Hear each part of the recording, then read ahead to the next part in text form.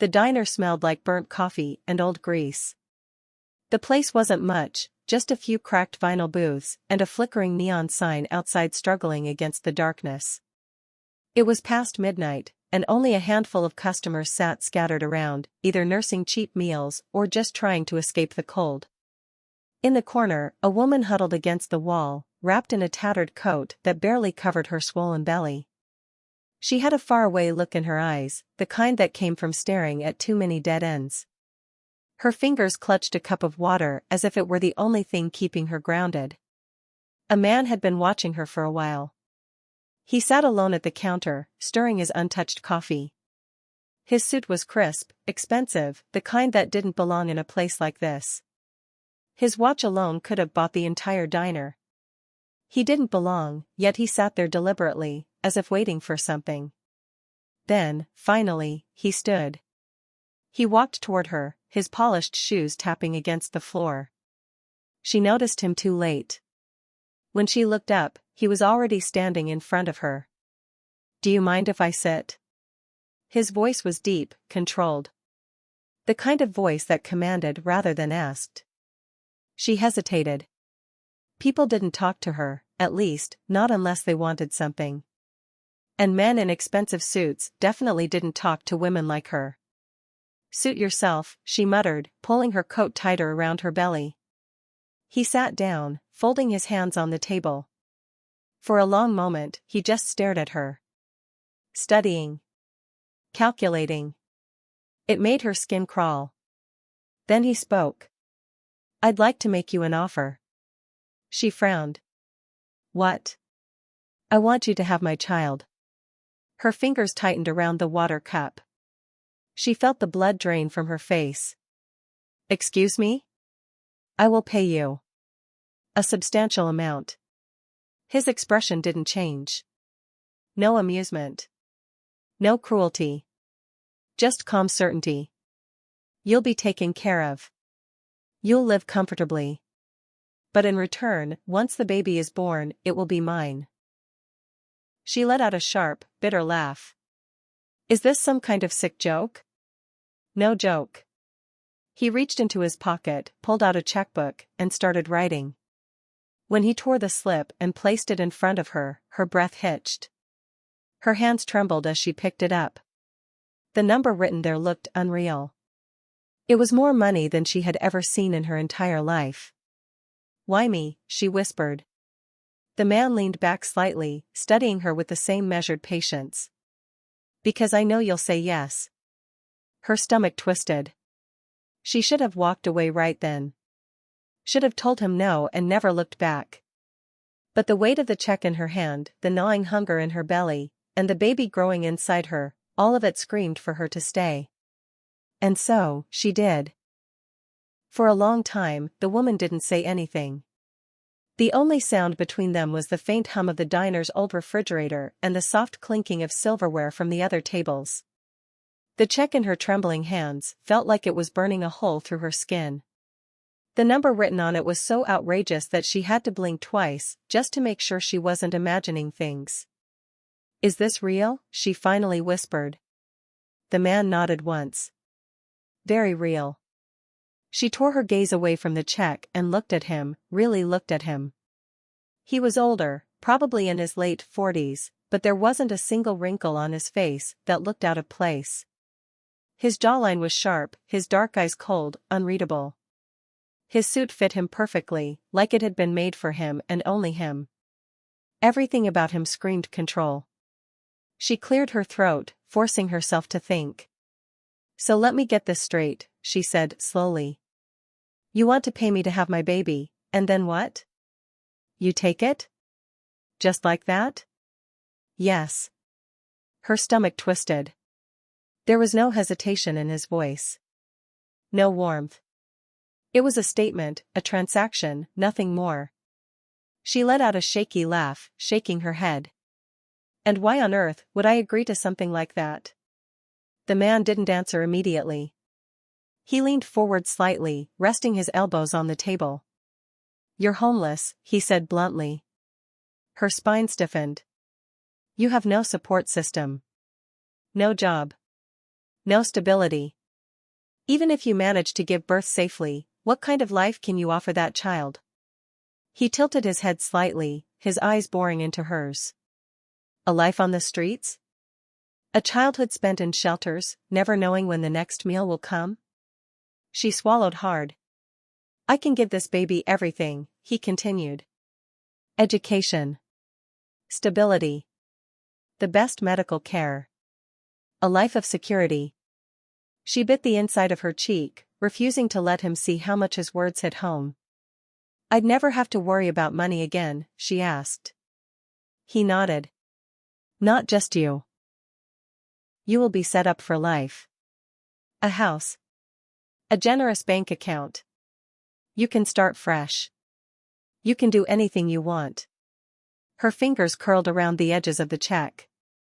It was more money than she could have ever dreamed of. But something felt wrong. How do I know you're telling the truth? She asked, narrowing her eyes. A small smirk tugged at the corner of his lips. He reached into his pocket, pulled out a sleek black wallet, and slid a business card across the table. She picked it up. The name on it was one she recognized instantly. She felt her stomach drop. He wasn't just rich. He was filthy rich. A name she had seen in newspapers, on TV, whispered about in places where people talked about power. If he was offering her a way out, was she really in a position to say no? She let out a slow breath. And what happens after the baby is born? Do I just disappear? His gaze flickered, but only for a moment. That will be up to you. That was a lie. She could tell. But she was too tired, too hungry, too desperate to push back. Fine, she whispered. I'll do it. His lips curved into the faintest smile. Good, he said. Then let's discuss the conditions. The conditions, within 24 hours, everything changed. She had spent the last year sleeping in shelters, parks, abandoned buildings, anywhere she could find warmth. Now, she was being driven in a black car, with tinted windows toward an address she couldn't pronounce. The ride was silent.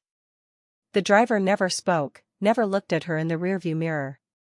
When they finally arrived, she stepped out onto a private estate that looked more like something from a movie than real life. The mansion in front of her had pillars the size of trees, windows that stretched across entire walls. It didn't feel like a home. It felt like a fortress. A woman in a gray uniform was already waiting at the door. She was tall, stiff, expressionless. Follow me, she said. Inside, the house was just as cold as the man who owned it. Everything was perfect, pristine, not a speck of dust in sight. This will be your room, the woman said, opening a door to a space that was bigger than any apartment she had ever lived in. The bed was massive, covered in soft-looking white sheets. The windows overlooked a garden that seemed too perfectly manicured to be real. It was beautiful. But it felt like a cage.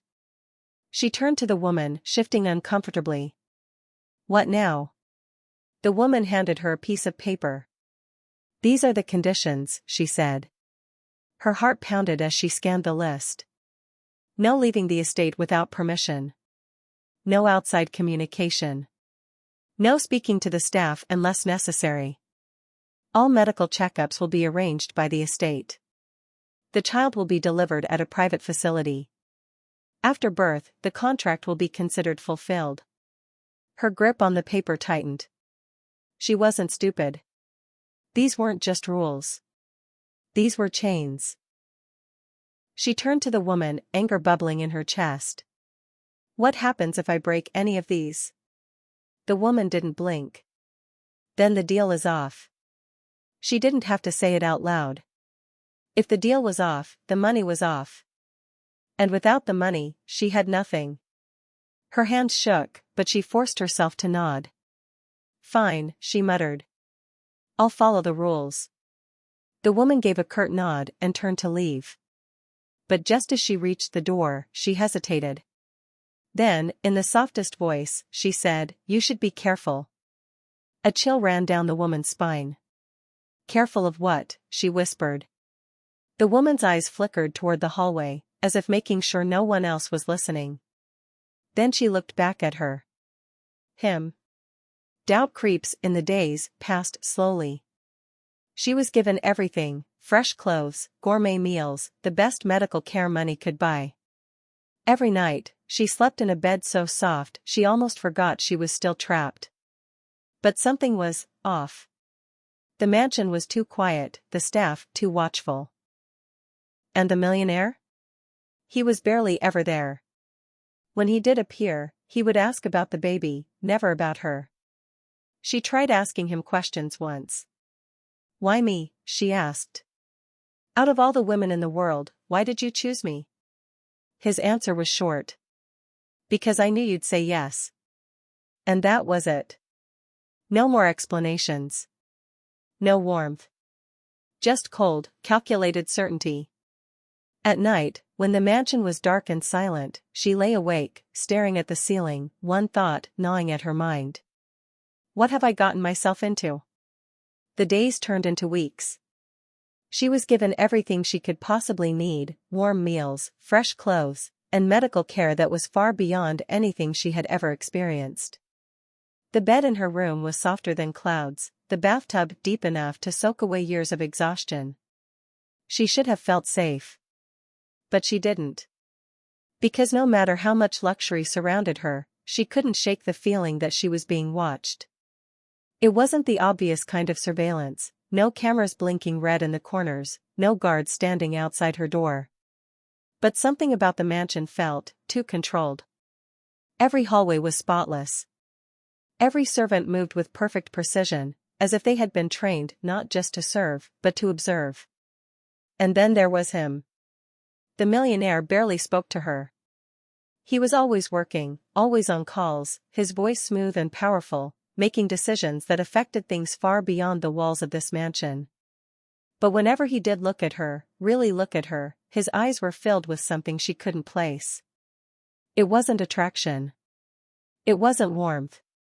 It was calculation. Like she was part of a bigger equation.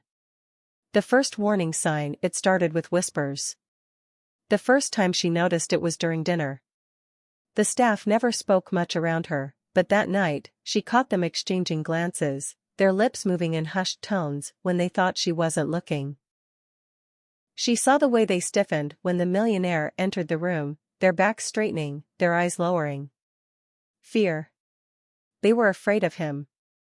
And for the first time, she wondered if she should be afraid too. The forbidden room, she was not allowed in his study.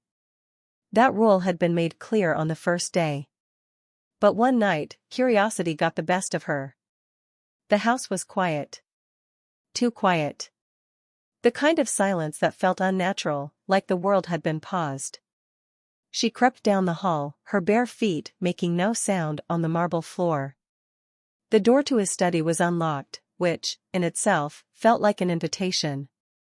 Inside, the room was nothing like she expected. No grand bookshelves, no gold-trimmed furniture. Just a simple desk, a few framed pictures, and stacks of neatly organized papers. But it was the drawer that caught her eye. A single drawer, locked with a key. Her heart pounded as she carefully pulled it open, only to find something that made her blood run cold. A file with her name on it. Her hands trembled as she flipped it open. Inside were documents about her, not just basic information, but things no stranger should know. Medical records. Employment history. A list of places she had stayed in the past 5 years. And then, a photograph. Not just any photograph. A picture of her, from years ago. Before she was homeless. Her breath caught in her throat. Why did he have this? Why had he chosen her? Confrontation. The next morning, she didn't wait. She stormed into his office, slamming the file onto his desk. "What is this?" she demanded. He barely looked up. "A file." "Don't play games with me," she snapped. "Why do you have all this information? Why do you have a picture of me from before I even lost everything?" He sighed, closing the laptop in front of him. When he finally looked at her, his face was unreadable. You really want to know? He asked. Her stomach twisted. Something about the way he said it made her want to run. But she had already come this far. Yes, she said. I deserve to know. There was a long pause. Then he leaned back in his chair and said something that made her entire body go numb. Because I knew your mother. A hidden past she couldn't breathe. My mother, she whispered. He nodded. I knew her. A long time ago. She shook her head, stepping back. That's not possible. My mother never told you about me, he finished. I know. Her legs felt weak. She gripped the edge of his desk to steady herself. Her mother had died when she was young. She had always been a mystery, someone who never spoke about her past, who worked 2 jobs just to keep food on the table, who always seemed to be running from something. And now this man, this stranger, was telling her that he had been a part of her mother's life? It didn't make sense. I don't believe you, she said. You're lying. He tilted his head slightly. Then why do you think I chose you? Her heart pounded. Why had he chosen her? Did my mother work for you? She asked. No, his lips pressed into a thin line. She was more than that. Then what? She demanded. What was she to you? He hesitated. And for the first time since she had met him, she saw something crack in his perfect, controlled exterior. She was the woman I was supposed to marry, he said quietly. The truth begins to unravel, the room spun. She staggered back, her breath coming in sharp gasps. This wasn't real. This wasn't possible. You're lying, she whispered. You have to be lying. He didn't move. I wish I were. Her mind raced. Her mother had never mentioned a man like him. Never spoke about a past filled with wealth and power. She had lived in a small apartment, struggling to keep them afloat. Nothing about this made sense. And yet, the pieces started falling into place. She remembered the way her mother had always avoided questions about the past. The way she would tense up whenever someone asked about where they came from. Had she been running from him all along? She clenched her fists. And you think that just because you knew my mother, you have a right to my child? His gaze didn't waver. I'm not trying to take anything from you, he said. I'm trying to protect what's mine. Something about the way he said it sent a chill through her bones. Because he wasn't just talking about the baby. He was talking about her. The final warning. She stormed out of the office, her mind spinning. This wasn't just about money. This wasn't just a transaction. It was so much bigger than that. And for the first time since she had signed that contract, she realized she might not walk away from this after all. The house felt different after that conversation. The air was heavier, the walls seemed taller, and the halls felt longer.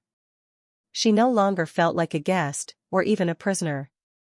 She felt like a piece on a chessboard, moving through a game she didn't understand. The millionaire had known her mother. He had wanted to marry her. And now, he had done the next best thing, secured her daughter and her unborn child. She couldn't tell if she was furious or terrified. Maybe both. The uncomfortable truth: over the next few weeks, the millionaire's behavior changed.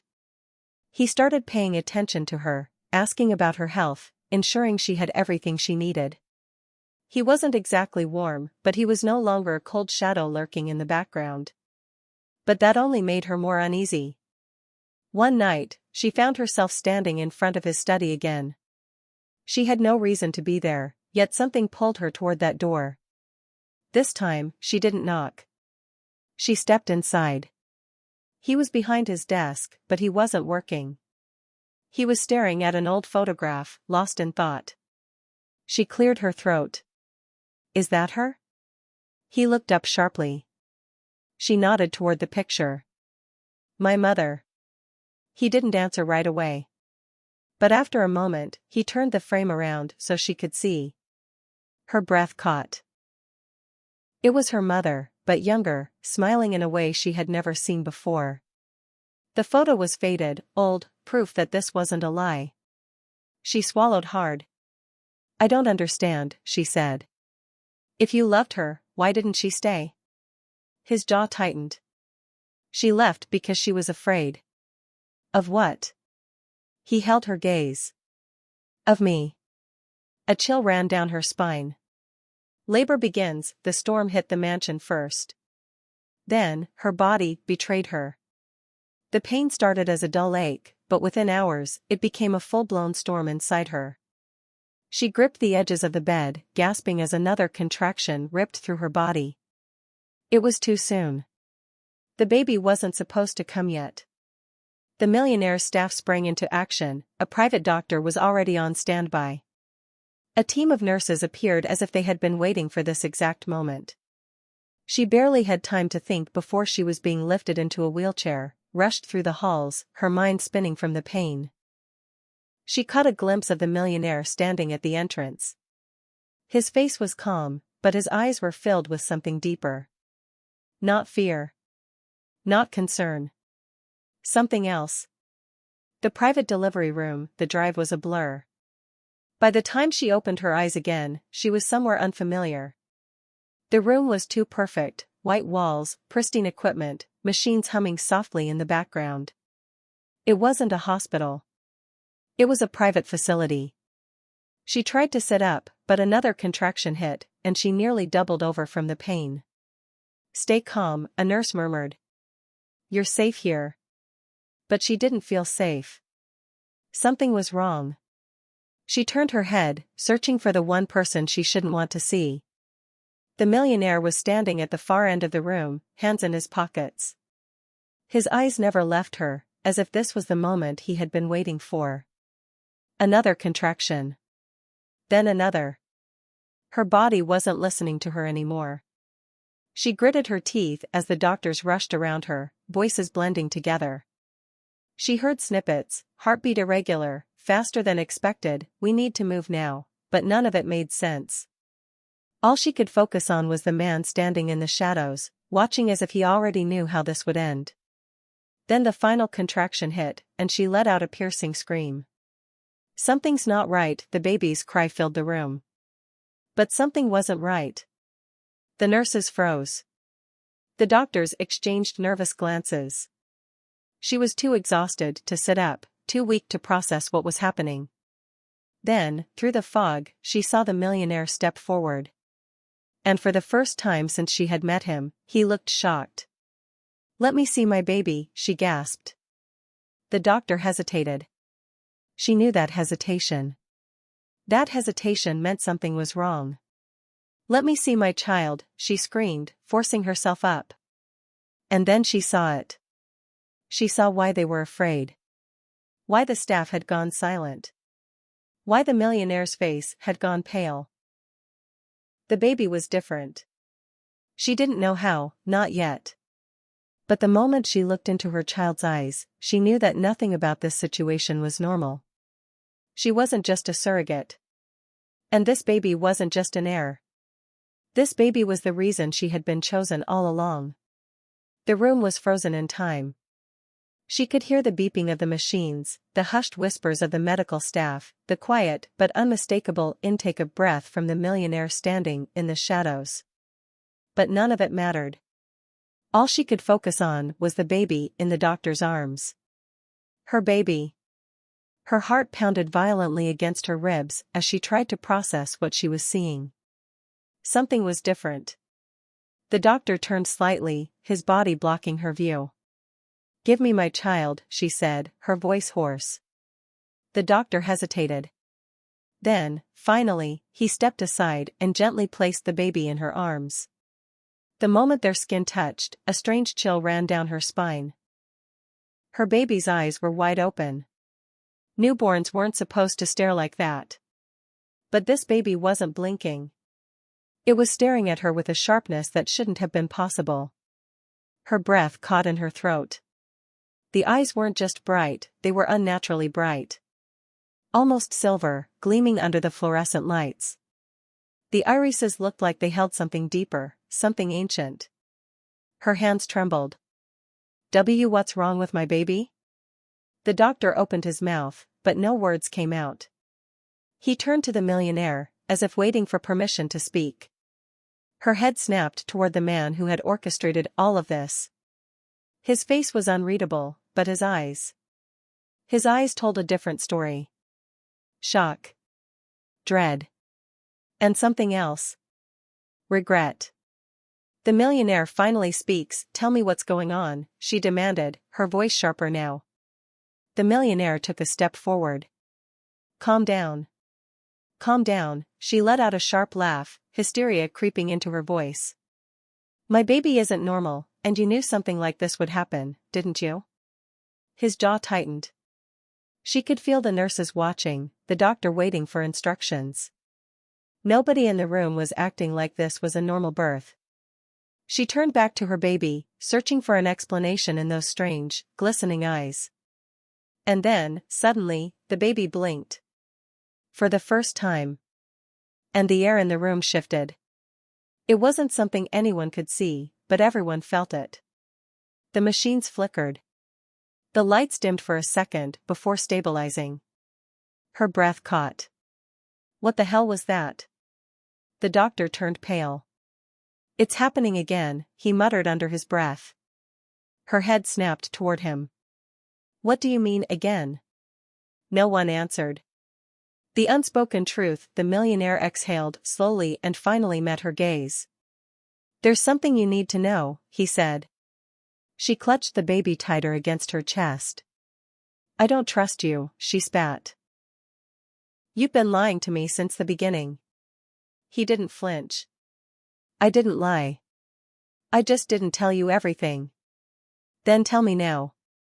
He hesitated. And for the first time since she had met him, she saw genuine uncertainty on his face. As if he didn't know how to explain something this big. Then he sighed, running a hand through his hair. This isn't the first time, he said quietly. Her blood ran cold. What? He looked at the baby in her arms. This is exactly what happened the first time I tried. Her breath hitched. The first time you tried what? She whispered. His expression darkened. The first time I tried to bring back my own bloodline. The secret experiment, the world seemed to tilt beneath her. What are you talking about? She whispered. He sat down in the chair beside her bed, his hands clasped together. A long time ago, he said slowly, I lost something. Someone. I spent years searching for a way to bring it back. His voice grew distant. Your mother was part of that. And now, so are you. Her stomach twisted violently. You're not making any sense, she snapped. Bring what back? He glanced at the baby. Something that was never meant to disappear. Her grip tightened on the child. Stop talking in riddles, she hissed. Tell me the truth. For a long moment, he said nothing. Then he sighed heavily and leaned forward. The child you just gave birth to, he said, is carrying something inside them. Something that was lost generations ago. Something that my family has been trying to reclaim for decades. Her mouth went dry. What are you saying? I'm saying, he murmured, that this child is not just yours. And they're not just mine. He lifted his gaze to hers. This baby is something else entirely. A mother's instinct, her body went cold. She pressed her baby closer to her chest, as if shielding it from whatever nonsense he was saying. You're insane, she whispered. But deep down, she knew something wasn't normal. She had felt the shift in the air. She had seen the machines flicker. And she couldn't ignore the way her child's silver eyes seemed to glow. A choice must be made. She shook her head, her mind racing. You're not taking my baby. The millionaire's expression darkened. You don't have a choice. Rage ignited inside her. No, she hissed. You think because you're rich, you can control everything? You think you can just buy my child like a business deal? His voice was calm, but his words were deadly. You don't understand, he said. This isn't just about me. There are people watching, waiting, for this child. If you run, they'll come for you. And they won't be as kind as I've been. Her heart hammered in her chest. Who was he talking about? Who was watching them? She could see it now, the way the doctors, the nurses, the entire private facility seemed on edge. This wasn't a normal birth. This wasn't just about money. This was something bigger. Something she didn't sign up for. She had to get out. For her child. For herself. She didn't know who she could trust. But she knew one thing for sure. She wasn't about to let her baby become part of whatever twisted legacy he was trying to create. Her heart was pounding so hard it felt like it would break through her ribs. She gripped her baby tighter, her arms locking around the tiny body as if sheer force alone could protect them from whatever nightmare was unfolding. The millionaire sat in his chair, his posture relaxed, but his eyes were anything but. They held a warning. A threat. He wasn't lying. She could feel it. There were people watching. There were forces at play that she didn't understand. And worst of all? She had been dragged into it without ever having a choice. Until now.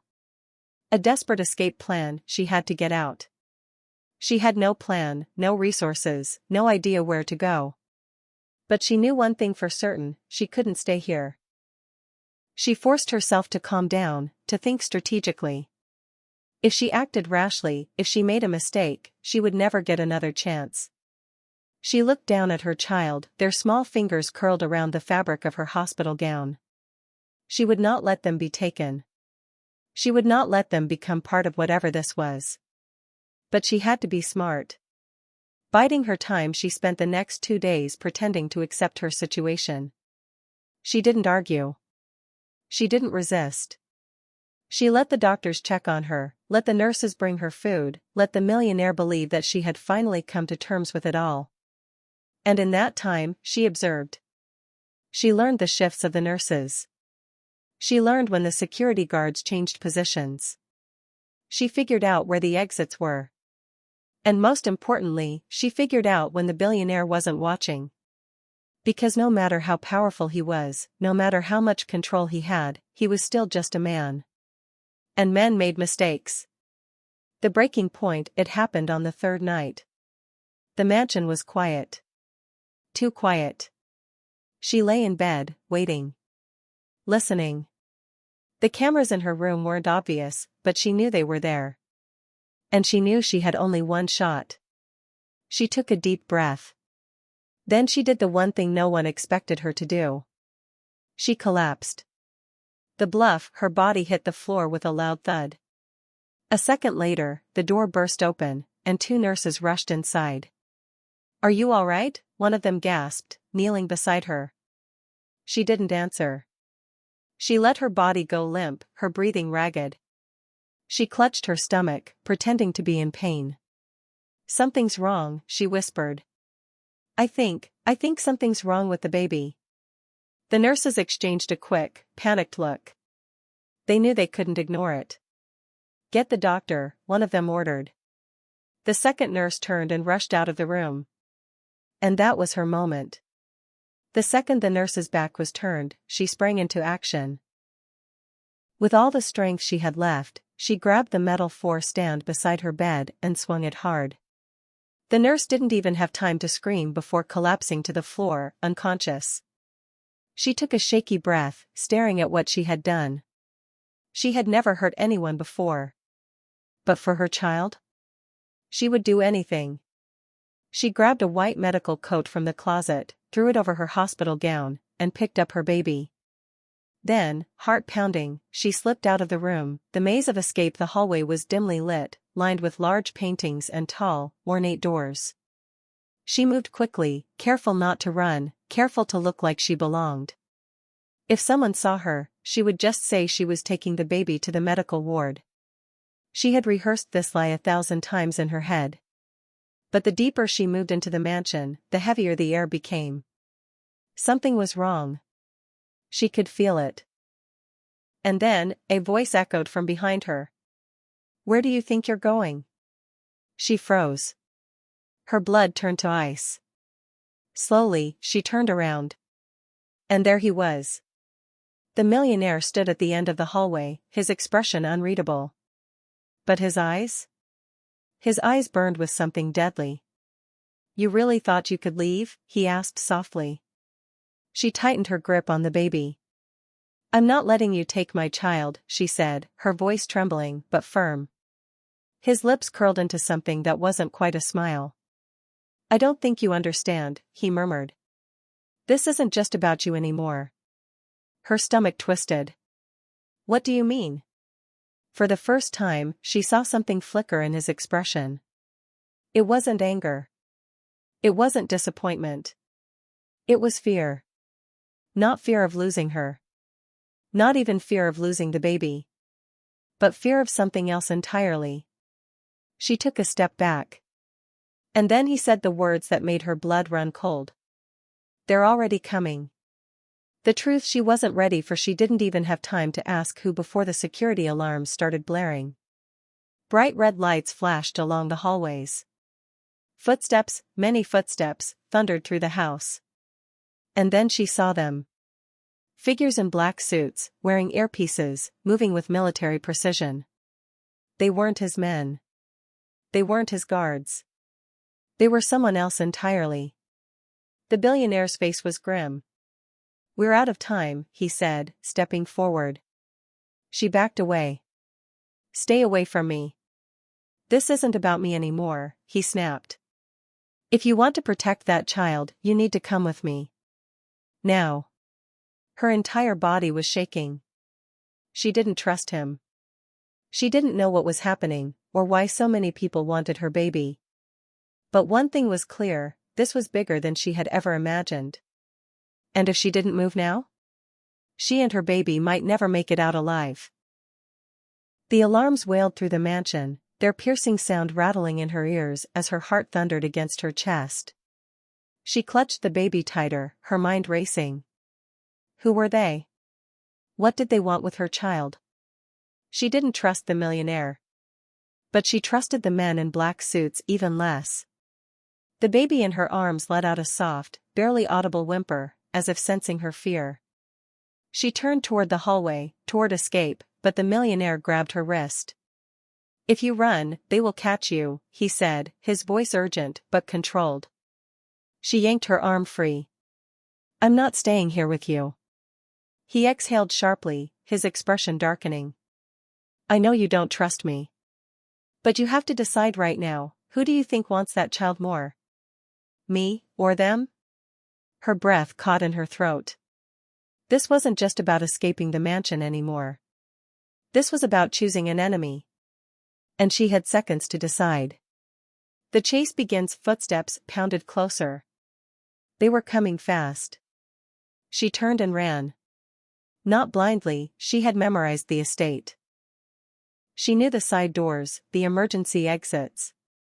She sprinted down the hallway, her arms wrapped protectively around the baby. Behind her, the millionaire cursed under his breath before following her. "Damn it, stop." She didn't stop. She burst through the kitchen doors, nearly knocking over a staff member in her path. "The back entrance, where is it?" she gasped. The young woman, one of the few staff members who had ever looked at her with pity instead of indifference, hesitated for just a moment. Then, she pointed left.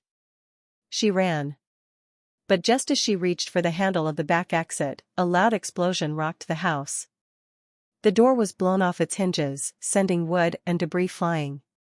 She stumbled backward, shielding the baby as dust filled the air. Through the smoke, they appeared. Men in black. But now that she saw them up close, she realized something far worse. They weren't just men. They were government. Their suits weren't just expensive, they were uniforms. And their weapons weren't aimed at her. They were aimed at the millionaire. Hands in the air, one of them barked.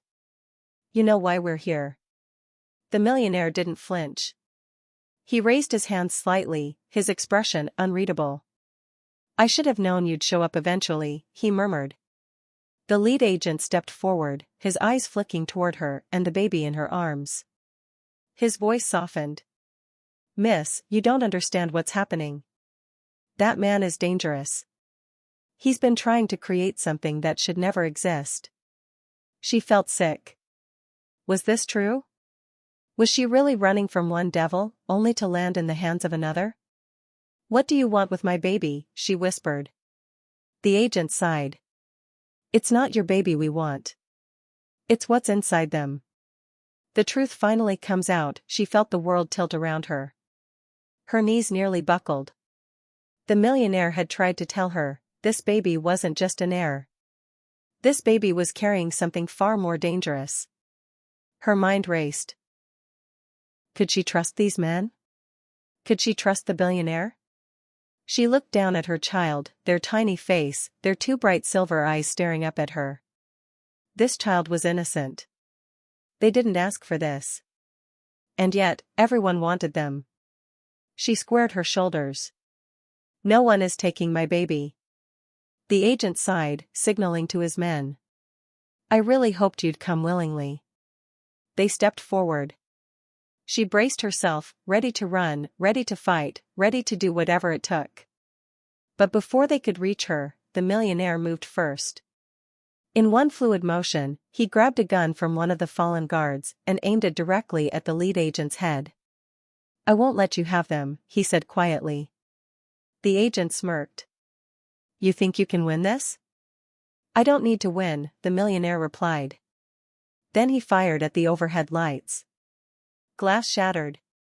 The room plunged into darkness. The final escape run, the millionaire whispered. She didn't need to be told twice. She turned and bolted. The baby clutched against her chest, she weaved through the darkness, listening for an opening, for an escape. The sounds of gunfire erupted behind her, agents shouting, the millionaire's voice cutting through the chaos. She didn't stop. She ran until she saw it, an open door. A car waiting outside. A driver. Not one of the agents. Not one of the billionaire's men. Just someone who looked at her with urgency. Get in, the woman said. She hesitated for only a second. Then, she jumped inside. The car sped off into the night, leaving the mansion, and everything inside it, behind. 1 month later, the baby cooed softly, their little hands reaching for the sunlight streaming through the window. She gently rocked the stroller, watching them. It had been 1 month since she escaped. 1 month since she had gone into hiding. She didn't know if the billionaire had survived. She didn't know if the agents were still looking for her. But she knew one thing. She had won. Her child was safe. And no matter what happened next, she would never let them fall into anyone else's hands. The final lesson, she used to believe that money controlled the world. That the powerful men, the billionaires, the government, the people who played chess with human lives, would always win. But she was wrong. Power wasn't in money. Power wasn't in control. True power was in a mother's love. And that? That was something no billionaire or government could ever buy.